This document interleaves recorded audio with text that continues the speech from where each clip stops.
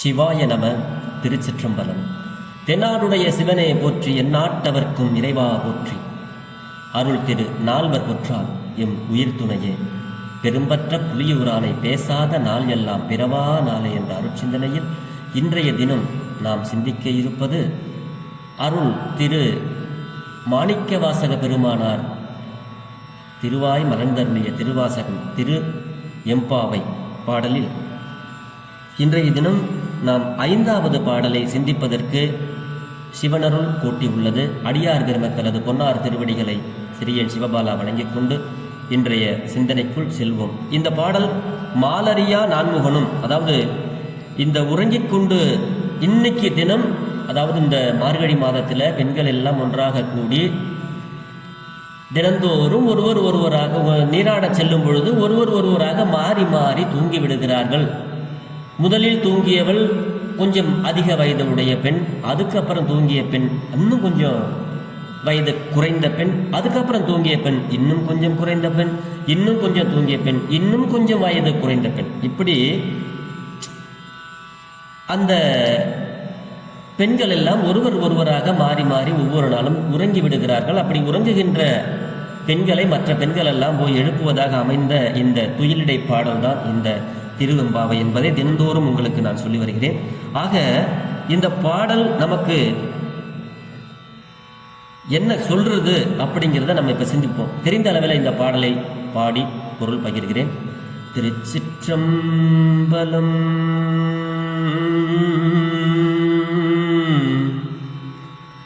மாலரியா நான் முகனும் காணா மலையினை நாம் போலறிவோம் என்று உள்ள பொக்கங்களே பேசும்.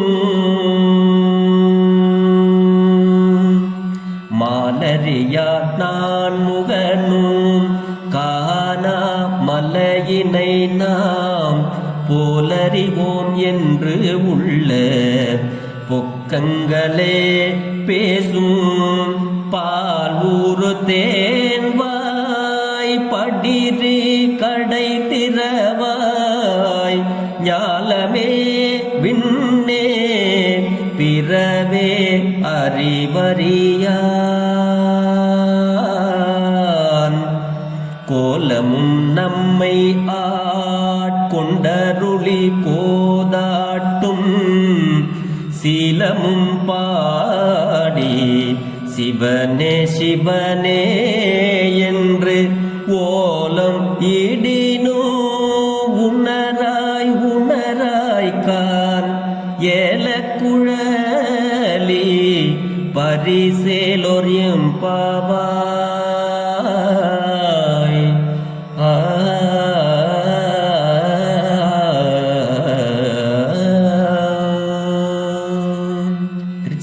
திருச்சிற்றம்பலம். மாலரியா நான்முகனும் காணா மலையினை நாம் போல் அறிவோம். அதாவது இந்த பெண்கள் எல்லாம் பேசிக்கொண்டு இருக்கும் பொழுது இன்று உறங்கிய பெண் எப்படி பேசுவாளாம்? இந்த திருவண்ணாமலையில பிரம்மாவுக்கும் விஷ்ணுவுக்கும் அடிமுடி காண தேடி அலைந்த பொழுது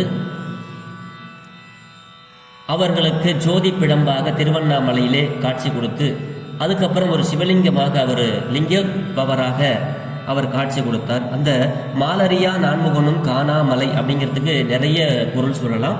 அது அடியார் பெருமக்களுக்கு தெரியும். இருந்தாலும் ஒரே ஒரு சின்ன தகவலை உங்களோடு நான் பகிர்கிறேன். அதாவது திருமாலும் பிரம்மாவும் ஒருவருக்கு ஒருவர் சண்டையெல்லாம் போட்டுக்கொள்ளவில்லை. நிறைய பேர் சொல்லுவாங்க நான் பெரியவனா நீ பெரியவனான்னு போட்டி வந்தது அப்படிங்கிறது. அப்படி இல்லை. திருமாலும், அதாவது பிரம்மாவும் விஷ்ணுவும் சிவபெருமானாருடைய திருமுடியை காண வேண்டும் அப்படின்னு சொல்லிட்டு 2 பேரும் ரொம்ப தூரம் போறாங்க. மேலே போக போக போக ஒரு குறிப்பிட்ட தூரத்துக்கு பிறகு திருமாலுக்கு தெரிஞ்சு போகுது, ஆஹா இதுக்கு பிறகு போனாலும் இவர் அறிவறியான், இவரை நம்மளால அறிந்து கொள்ள முடியாது, இவர் நம்மளை விட எல்லா இதிலும் உயர்ந்தவர் அவர், அதனால நம்ம இவரை பார்க்க முடியாது, இவருடைய திருவடியில போய் நம்ம சரணடைஞ்சிரும் அப்படின்னு சொல்லி திருவடியை தேடி போக ஆரம்பிச்சிட்டாரு திருமால். ஆனால் நான்முகன் கல்விக்கு அதிபதி, திருமாலோ செல்வத்துக்கு அதிபதி.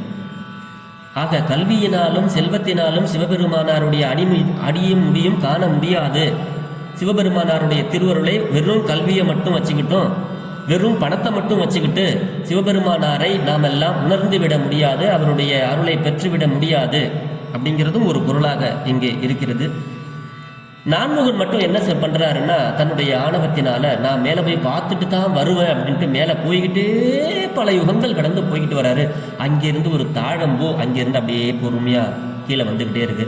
அப்ப இந்த தாழம்பூவை பார்த்து இந்த பிரம்மா கேட்கிறாரு, தாழம்பூவே உன்னை நான் தானே படைத்தேன், அதனால் எனக்கு ஒரு உதவி செய்வாயா அப்படின்னு. என்ன உதவி செய்யணும் சொல்லுங்க அப்படின்னு. அப்படி சொல்றச்ச இவங்க இந்த பிரம்மா கேட்கிறாரா, நான் சிவபெருமானாருடைய எங்கிருந்து வருகிறாய் அப்படின்னு. சிவபெருமானாருடைய திருமுடியில் இருந்து நான் பல யுகங்களாக அங்கிருந்து கீழே வந்து கொண்டிருக்கிறேன் அப்படின்னு சொல்லி அந்த தாழம்பூ சொல்ல, உடனே இந்த திருமால் சொன்ன அந்த பிரம்மா சொன்னாரா, தாழம்பூவே எனக்கு ஒரு உதவி செய், நான் கீழே சென்று சிவபெருமானாருடைய திருமுடியை கண்டுவிட்டேன் அப்படின்னு நான் சொல்லுவேன், நீ ஆமாம் அப்படின்னு மட்டும் எனக்கு ஒரு சொல்லு, எனக்கு ஒரு பொய்யை சொல்லு, நான் பார்த்ததா சொல்லு அப்படின்னு சொல்லும் பொழுது சரின்னு அந்த தாழம்பூ ஒத்துக்கிட்டு கீழே வந்து பார்த்துட்டேன் அப்படின்னு சொல்லும் பொழுது, ஆமாம் இவர் பார்த்தாருன்னு தாழம்பூ வந்து பொய் சொல்லிச்சு. அப்படி பொய் சொல்லதுனால தாழம்பூவுக்கு சிவபெருமானாருடைய பூஜையில் சிவராத்திரியில் ஒரே ஒரு கால பூஜைக்கு மட்டும்தான் இந்த தாழம்பூவை வைப்பார்கள், மற்ற நாள் எப்பொழுதுமே சிவபெருமானுக்கு தாழம்பூவை வைக்க மாட்டார்கள், ஏனென்றால் பொய்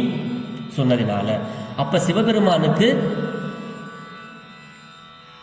மெய்யைத்தான் விரும்புகிறார், பொய்யை விரும்பவில்லை என்பதை நாம் இதிலிருந்து உணர்ந்து கொள்ள வேண்டும்.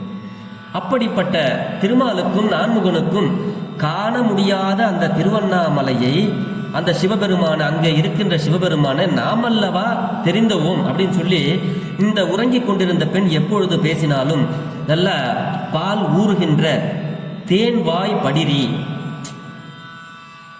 அடியே எப்பொழுது பார்த்தாலும் திருமாலும் நான்முகனும் போய் காண முடியாத திருவண்ணாமலையில் நம்மல்லவா நமக்கு எல்லாமே தெரியும், நமக்கல்லவா சிவபெருமான் வந்து காட்சி கொடுக்குறாரு அப்படின்லாம் நீ சொல்லிக்கிட்டே இருப்பிய எப்போ பார்த்தாலும்.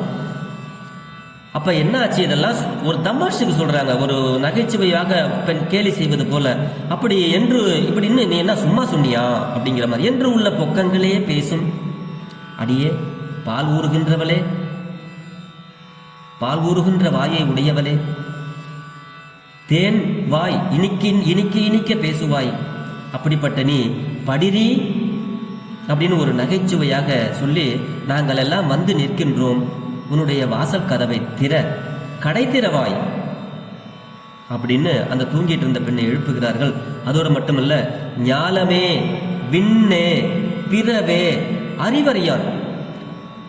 ஞாலம்னா அந்த உலகத்தவர்கள், நம்ம கீழ் உலகத்தவர்கள், விண்ணோர்கள்னா மேல் உலகத்தவர்கள், பிறவே இதற்கு பிற உள்ள அண்டங்களில் உள்ள அவர்களுக்கும் அறிவு அறியான். அவர்களுக்கெல்லாம் அவர்களுடைய அறிவுக்கெல்லாம் எட்ட முடியாத சிவபெருமான் ஒரு லிங்க வடிவமாக கோலமும் நம்மை ஆட்கொண்டருளி, அப்படி ஒரு சிவபெருமான் திருவண்ணாமலையில் இருந்த அந்த பெருமான் ஒரு சிவலிங்க வடிவமாக நமக்கு ஒரு கோலத்தை காட்டி நம்மை எல்லாம் ஆட்கொண்டு அருள் செய்து நம்மளுக்கெல்லாம் கோதாட்டும். இந்த கோது என்ற சொல்லுக்கு குற்றம் என்று பொருள். நம்மளுடைய குற்றங்களை எல்லாம் நீக்குகிறார். அப்படிப்பட்ட சிவபெருமானாருடைய சீலம்னா புகழ், அவருடைய புகழை நாங்கள் எல்லாம் சேர்ந்து பாடிக்கொண்டு, அதோடு மட்டுமல்ல ஓம் நம சிவாய சிவாய நம ஓம் அப்படின்னு சொல்லிக்கிட்டு சிவனே சிவனே சிவனே அப்படின்னு நாங்கள்லாம் ஓலமிட்டு கொண்டு இங்கே வந்துகிட்டு இருக்கிறோம். இது உனக்கு நாங்கள் போடுற சத்தம் உனக்கு காதில் கேட்கலையா? உனக்கு இன்னும் உணர்வு வரவில்லையா? உணராய் கான். என்னடி இன்னமும் நீ வந்து உணராம இருக்கிற?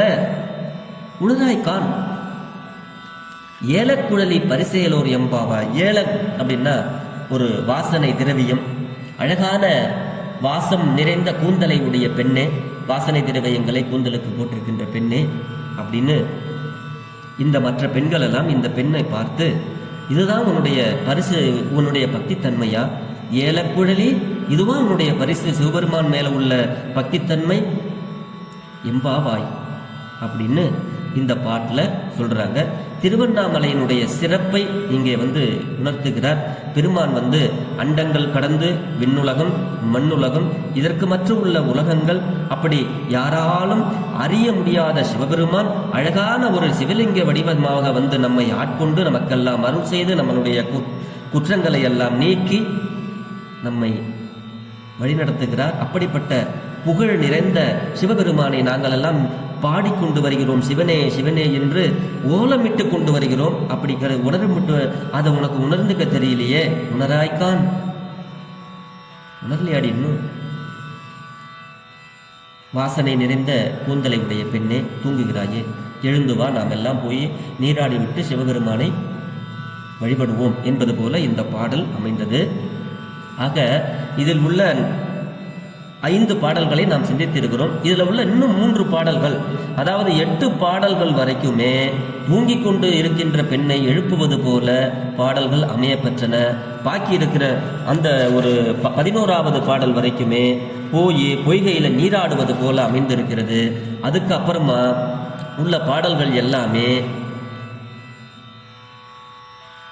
நம்ம சிவபெருமானார கோயிலில் போய் வணங்குவது போல அவருடைய புகழ்ச்சியை பாடுவது போல அமைந்திருக்கிறது. இன்றைய அளவிலே நாம் இந்த பாடலை சிந்தித்து விட்டோம். நாளை 6வது பாடலை நாம் சிந்திப்போம் என்று சொல்லி அடியார் பெருமக்களது பொன்னார் திருவடிகளை வணங்கிக் கொண்டு பெரும்பற்ற புலியூரானை பேசாத நாளெல்லாம் பிறவா நாளை என்ற அருட்சிந்தனையை நிறைவு செய்கிறேன். சிறியன் சிவபாலா. சிவா. திருச்சிற்றம்பலம்.